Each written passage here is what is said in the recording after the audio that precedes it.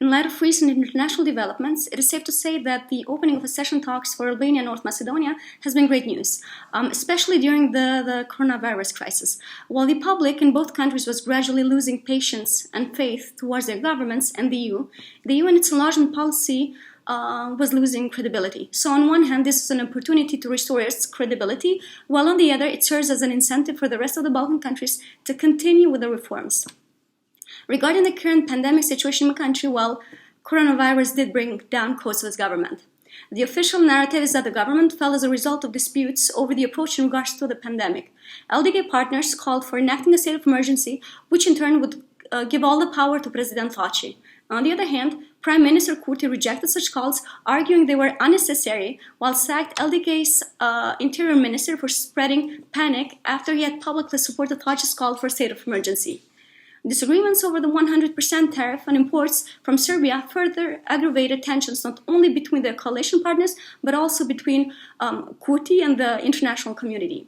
The international community, especially the Trump administration, repeatedly pressured Kurti to lift the tariffs fully and quickly.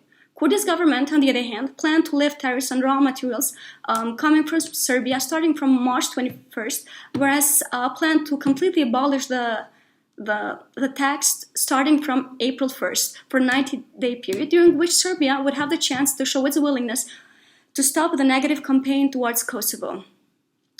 Engaging in a, so to speak, cowboy diplomacy, Grenell, who's Trump's special envoy for the Belgrade-Prishtina dialogue, castigated Kurti several times on social media for not abolishing the tariffs immediately. A Republican senator opened the possibility of withdrawing U.S. troops stationed in Kosovo, whereas Donald Trump Jr., who has no official government role, said that it was time to bring U.S. soldiers back home.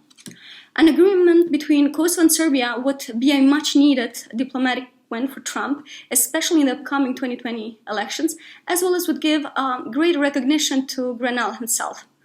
Thaçi, who is in line with Grenell's approach towards the Prishtina-Belgrade relations, is insisted to reach an agreement with Serbia, even floating the idea of a possible land swap. Whether it is to be remembered in history, to keep himself away from the special chambers, or to return a favor, so to speak, his motives remain unclear.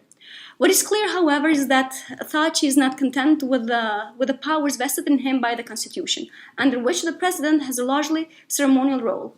Thus, a state of emergency would restore his executive powers, but what is most important, it would put him back in charge as chief negotiator in Kosovo and Serbia dialogue.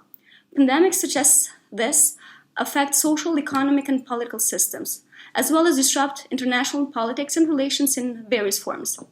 What is more important, though, is that they reveal the priorities and values of a society and its political leaders. That being said, some of the questions we'll have to ask ourselves are whether we want a public or a private healthcare system, a democratic or authoritarian leadership, whether we want to keep paying our football players more than doctors and scientists, for instance, or whether we want fair labor policies, and most important, whether we want to be led by politicians who exploit difficult health situations to restore their power.